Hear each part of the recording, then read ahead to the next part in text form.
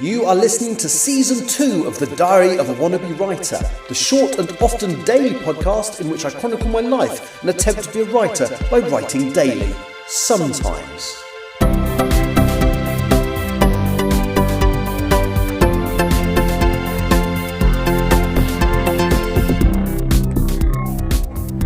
Hello, today is Sunday the 9th of February 2025. You are listening to The Diary of a Wannabe Writer, and I've just had 6 days of quite solid work and, a couple of flights in close succession and exams and everything. So my plan today, if I'm honest, was to be lazy. But I'm quite impressed that my version of lazy today has not meant that I do precisely nothing, because that was always the danger. And I have, fallen into that trap before of gone, I'm tired, I'm going to do nothing at all today. It started, I got up and I kind of realised, well, it's Sunday, so I need to do the British Artists Top 40. So it's not a huge job to do that now, because I'm quite good now. I know which artists are British and which aren't in the top 100. And it's only really the new entries and stuff that I have to double check. So I put together the chart. I recorded the podcast to go with it, so that's out today. So go across and look for the unofficial British Artists Top 40. Today's podcast is out. Messy by Lola Young, third week at number 1. So the clear winner out of the 3 songs that were battling it out about 3 weeks ago. Anyway, so I did that. I recorded the podcast. I've now got this sort of thing where when I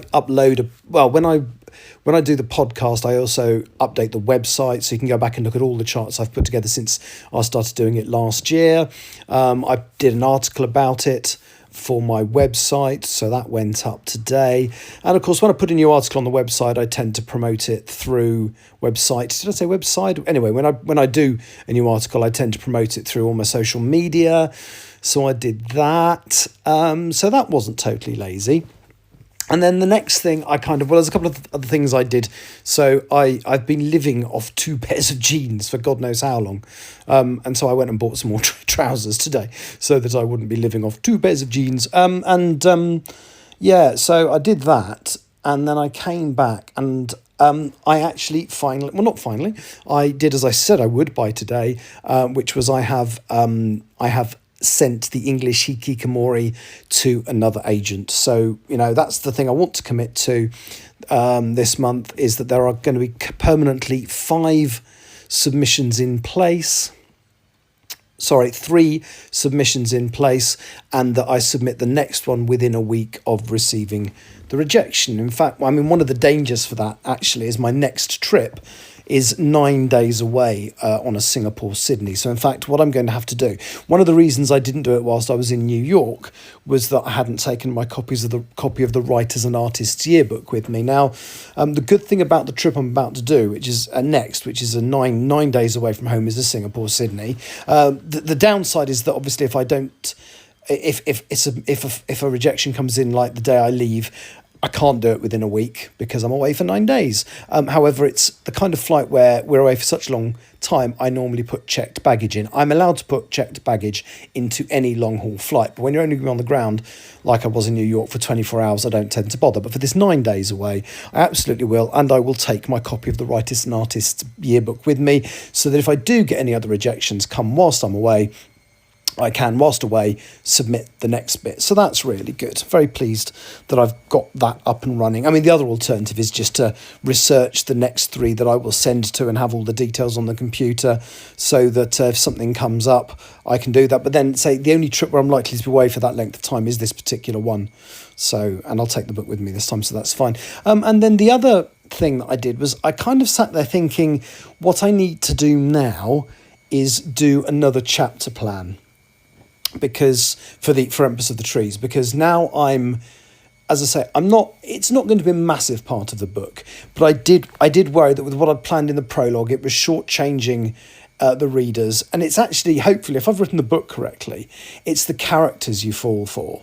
And therefore, just giving this very truncated version of what happened to them did feel like I was shortchanging you. So, for example, it jumped straight into a couple of years they were in hibernation, and then a few months beyond that was when the epilogue was set. And I thought, well, actually, I'd quite like to see the moment where Ronnie says to Adrian, "Oh, I'm pregnant." I'd quite like to see the moment where Ronnie wakes up. I'd quite like to see the moment where she's told that Gordon Oakley didn't make it. There's loads of bits that I just feel would be shortchanging. But by the same token, I really wasn't in the mood to sit down and write a detailed chapter plan. But what I did do is the first thing I did, so the book was divided into 4 parts. And I've renamed, so the parts were originally called, part 1 was called Aurore. The second part, which is the name of the tree Norn in Greek mythology that sort of represents the past. Part 2 was called Veroandi, which is the tree Norn from Greek mythology that represents the presence. Part 3 was originally called Yggdrasil, and I've changed it to, I can't remember what I've changed it to call it now. I need to have a look. Oh, I might have got this wrong. I need to look at that now. Anyway, so the new parts are going to be called the names of the 3 Norns, but it's also going to have Ragnarok and Yggdrasil in there. I just need to check I haven't made a mistake. So I'm just sort of speaking the logic of what each bit of the book is called, and suddenly in my head something doesn't quite make sense. So part 3, which should have been called Yggdrasil. And now I think, oh no, that's right, and now it's called Ragnarok. Oh no, it's called Skuld. And then part 4 is called Ragnarok. Then part 5 is called Yggdrasil, which is the new part, the one I'm writing now. And so today I wrote the first 1,500 words of what is now chapter 41. I don't know how many more chapters there's going to be. I suspect there's going to be another 2 or 3. But I know which bits of the story I feel like I should tell.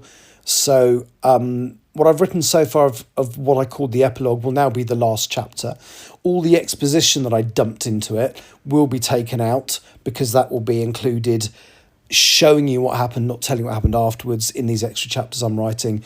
So yeah, it's a funny one. I can't tell you exactly how many it's going to be. My guess is there will be a total of 3 chapters where there was going to be 1 epilogue. I don't think they will all be 10,000 words long. I don't think they're going to be the mammoth chapters, but I kind of know what's going to happen. I'm going to show the world that the characters live in, a little bit about how it's structured, about the village they've taken over, about how they're putting agricultural things and food growing in place before they revive more of the survivors.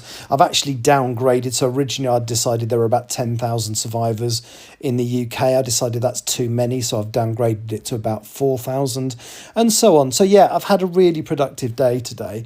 I'm going to have to mull over what my targets are going to be for the rest of the month now.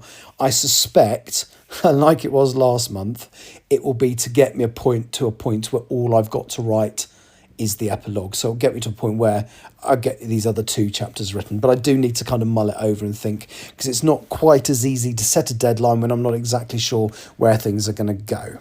I know they're going the right way. I just can't predict exactly how much more writing there is to do. Anyway, that's 8 minutes when I'm supposed to do 6. So thank you for listening. I'll be back tomorrow. Take care and listen to the British Artists UK Top 40, the unofficial British Artists Top 40.